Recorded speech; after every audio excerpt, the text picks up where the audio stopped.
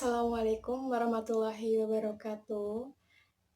Ya, jadi di sini saya akan membacakan appraisal jurnal sumber fisik 2, yaitu jurnal yang berjudul The Effectiveness of Combined Transcutaneous Electrical Nerve Stimulation and Interferential Current Therapy on Chronic Low Back Pain, a randomized double-blind sum control study.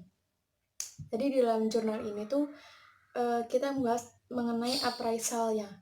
Jadi appraisal itu ada 5, bisa disingkat PICOS. P itu untuk pasien, I itu untuk intervensi, lalu C itu untuk comparison, O itu untuk outcome, S itu untuk study. Nah, jadi yang pertama saya akan membahas pasien ya. Yang pertama tadi kan P. P untuk pasien. Dalam jurnal ini, pasiennya itu adalah LBP. Jadi, apa sih LBP? LBP itu adalah rasa nyeri pada pinggang atau tulang punggung bagian bawah yang bisa terasa hingga bokong dan paha. Bahkan, kasus nyeri yang dirasakan penderitanya bisa menjalar hingga kaki. Nyeri menjalar melalui nociceptor, yaitu saraf sensoris di perifer yang fungsinya mewaspadakan tubuh bila ada stimulus nyeri. Jadi stimulus diubah menjadi pesan elektrik yang dikirim melalui berbagai akson dari perifer ke korda spinalis hingga ke bagian mesencephalon dan talamus otak. Jika stimulus terus-menerus ada, maka terjadi proses sensitisasi saraf perifer dan sentral hingga nyeri menjadi akut dan terjadilah nyeri kronik.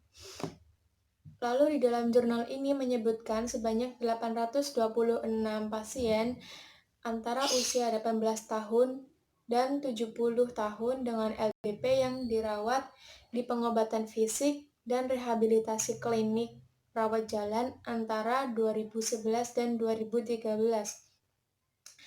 Jadi yang termasuk pasien dengan LBP terlokalisasi antara lipatan gluteal inferior dan batas costa yang bertahan lama setidaknya 3 bulan, yang memiliki satu analog visual skor nyeri skala VAS lebih dari 4.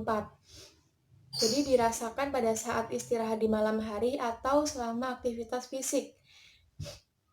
Jadi semua pasien menerima terapi fisik 5 kali dalam seminggu selama 3 minggu di bawah pengawasan fisioterapis yang sama. Lalu yang kedua ada I atau singkatan dari intervensi.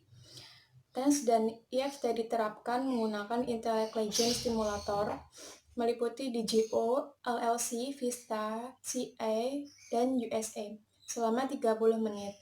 TENS 30 menit diikuti 30 menit EFT. Semua pasien juga menerima aplikasi hot pack ke daerah punggung bawah selama 20 menit.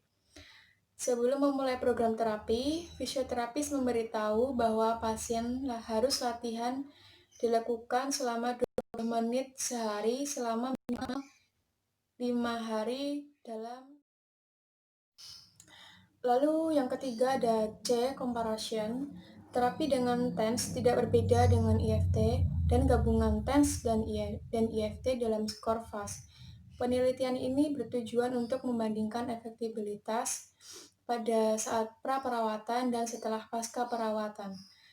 Terapi kombinasi TENS dan EFT dengan TENS atau EFT saja pada pasien dengan LBP kronis juga mengamati ditandai adanya peningkatan fungsi dan rasa sakit selama aktivitas dengan kombinasi kedua terapi. Namun peningkatannya tidak terlalu signifikan yang dicapai dengan terapi TENS saja. Gabungan dari terapi ini juga lebih baik daripada perawatan dengan terapi lain yang berhubungan dengan nilai global dokter dan pasien. Terapi ini tidak berbeda dengan signifikan dibandingkan dengan bahwa kelompok TENS atau EFT saja, dan tidak ada perbaikan ditemukan pada kelompok kontrol atau berpura-pura. Lalu yang keempat ada outcome. Temuan ini menunjukkan hubungan antara penurunan rasa sakit selama aktivitas dan peningkatan fungsi Ini juga ditunjukkan dalam penelitian sebelumnya, efek TENS dan neuromodulasi perkuatan terapi pada LPP kronis. Mereka juga menunjukkan keunggulan TENS dibandingkan dengan elektroterapi lainnya. Lalu beberapa penelitian lainnya melakukan pembandingan TENS dan elektroterapi lainnya dan ditemukan bahwa TENS lebih efektif, sementara yang lain tidak. Lalu poin yang terakhir, S atau study. Penelitian ini memiliki beberapa keterbatasan. Seperti sebelumnya disebutkan, skor penilaian global secara signifikan membaik pada kelompok terapi kombinasi. Terapi pasien-pasien ini menerima sesi terapi yang lebih lama karena ada 2 aplikasi elektroterapi tadi ya, seperti penggabungan TENS dan EFT tadi. Lalu juga berhipotesis bahwa aplikasi berurutan ini arus listrik yang berbeda dapat meningkatkan pasien kepuasan dan kepercayaan tentang program terapi. Tetapi yang tidak memiliki dukungan objektif untuk ini. Di sebaliknya, hasil yang lebih baik dapat dicapai dengan menggunakan aplikasi dan atau frekuensi elektroda yang sama bersama dengan durasi perawatan yang lebih lama. Studi ini memiliki batasan metode statistik di Indonesia bahwa tidak melakukan analisis intention to treat karena dapat menimbulkan bias pada data selektif kerugian.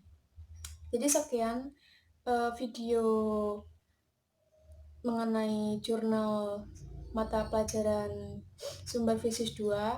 Apabila ada kekurangan dan salah kata dari saya pribadi, saya mengucapkan minta maaf dan saya juga mengucapkan terima kasih atas perhatiannya telah menyaksikan video saya.